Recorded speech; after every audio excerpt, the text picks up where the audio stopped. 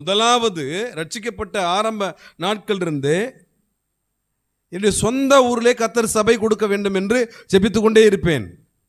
அடுத்து ஊழியம் என்று வரும்போது என்னுடைய சொந்த ஊரிலே ஊழியம் செய்வது உமக்கு சித்தம் என்றால் என்னோட பேசுங்கப்பா என்று சொல்லி ஜெபித்தேன். எத்தனை ஜெபம்? 2 ஜெபம். இவங்க சொன்ன ஒரே காரியத்தில் 2க்கும் கர்த்தர் பதில் கொடுத்து விட்டார்.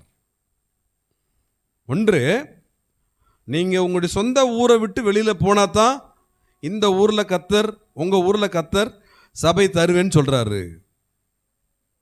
அப்படி என்றால் எனக்கு ஊழியம் சொந்த ஊரில் கிடையாது. பதில் வந்து போச்சு.